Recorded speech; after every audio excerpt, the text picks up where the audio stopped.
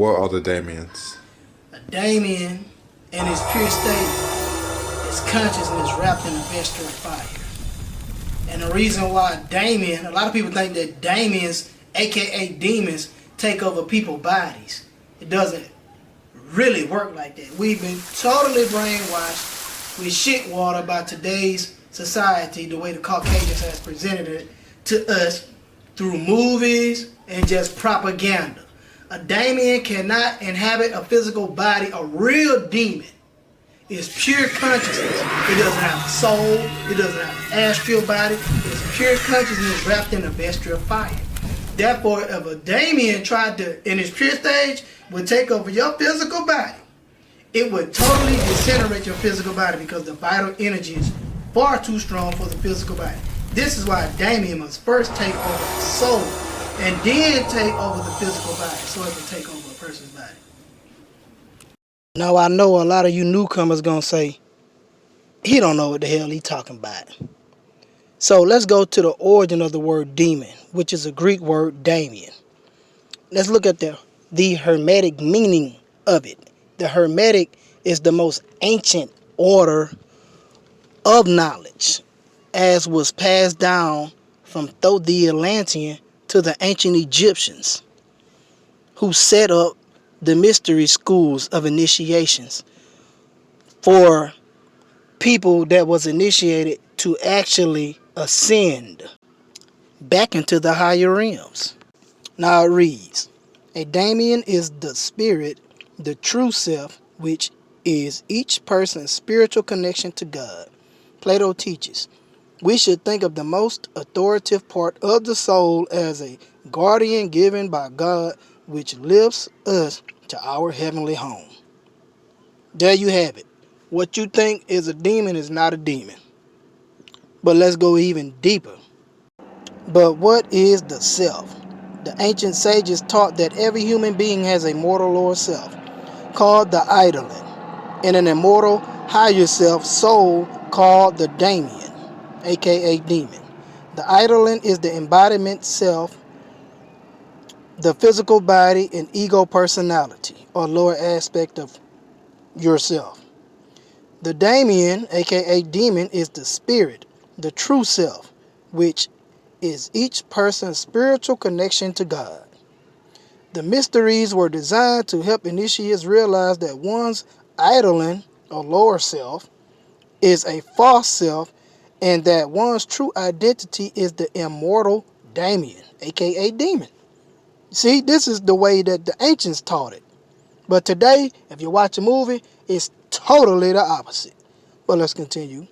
From the idolin's point of view, the daemon appears to be an independent guardian angel. You would have never thought of that shit. Okay? Having been programmed by today's society through media, disciples and seekers who still identify with the idolins therefore do not experience the daemon as their own true self, but as a spirit guide whose job it is to lead them to their spiritual destination. Hence, it is a separate entity that entices them to advance and awake to their true essence. Now, let me point something out. According to the Hermetic by Walter Scott, another book of the Atlantean that was translated into the Greek format, it states that at the separation of death from the soul of the physical body, the part of your soul will become a daemon and actually leave the soul body and go to a higher realm. Now you must remember that in the ancient way of thinking, according to the Hermetics, a daemon works in the favor of the Most High God.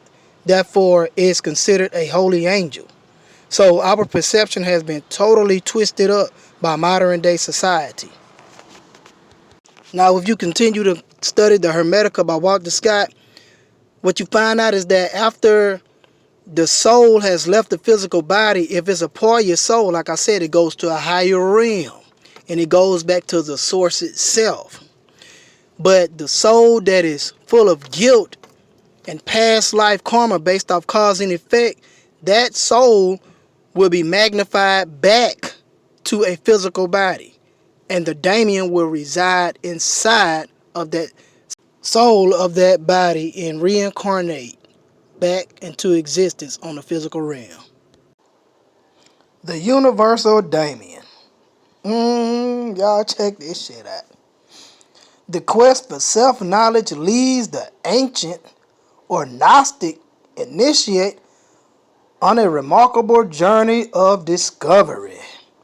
At first, initiates experience themselves as the eidolon, the embodied personality, and see the daemon, aka demon, as a guardian angel or a heavenly twin.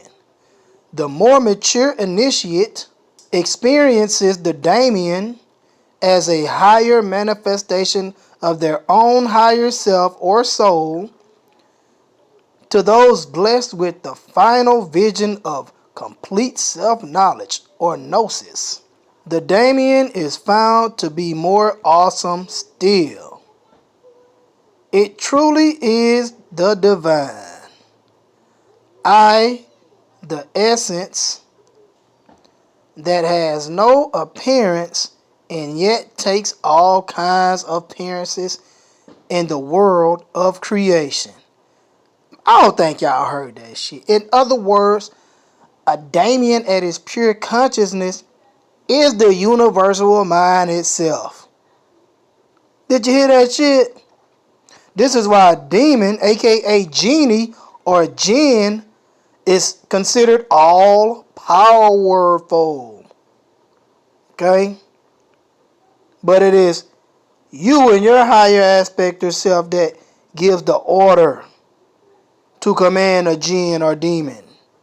There's separate jinns or demons that owe allegiance to the mortal on earth, because the mortal on earth is God in physical manifestation, but he must unlock certain genes and certain energies within his etheric body that must penetrate through the physical body in order for him to become the true I am, or true personage as he's supposed to be before he was robbed of his 12 DNA strands.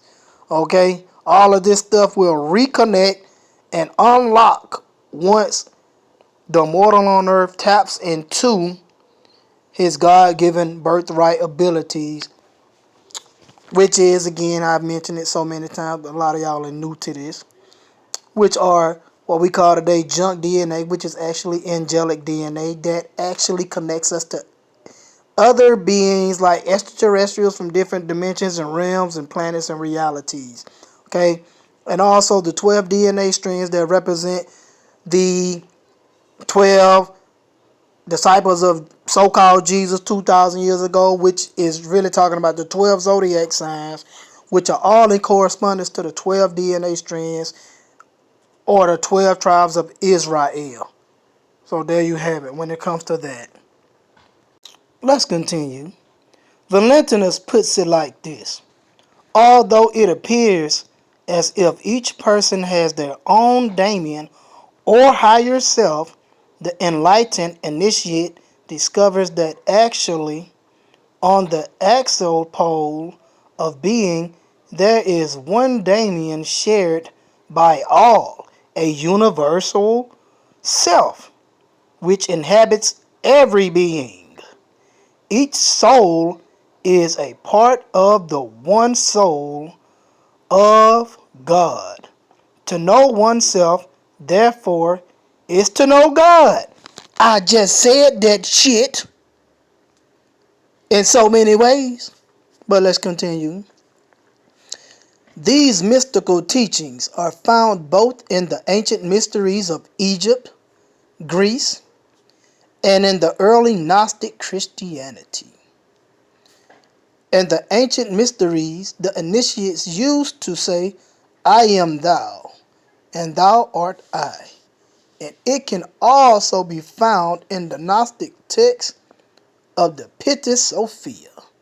And in the New Testament, in the Gospel of John, we read, I in thou, and thou in me. I in you, and you in me. The pagan sage Sextus writes, if you would know him by whom you were made, you would know yourself. Similarly, the Christian philosopher Clement writes, it is the greatest of all disciplines to know oneself. For when a man knows himself, he knows God. Clement taught his Christian initiates to practice being God, and that the true Gnostic had already met God. Gnostic means knower, but it is not some piece of spiritual information that Gnostic initiates know. They know because it is their higher self that knows. Hence, they are conscious that they are not the ones that know. The ones who experience it is the soul, the higher self within the divine I, the daemon who knows, aka the demon who knows. See, I'm telling y'all, this word has been totally perverted. Totally perverted. The daemon or demon communes on the axial pole of being, the pole of pure consciousness, as I have already mentioned in the beginning of this video. Okay? The true Gnostic, like the enlightened initiate of the ancient mysteries, discovers that the daemon is actually the one soul of the universe. The pure level of consciousness that inhabits each one of us. Bam! On your motherfucking ass. I've been saying this shit for years now. For years. But let me continue.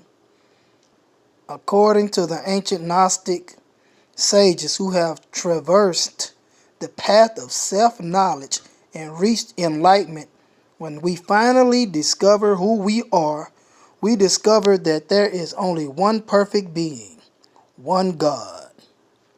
Voila!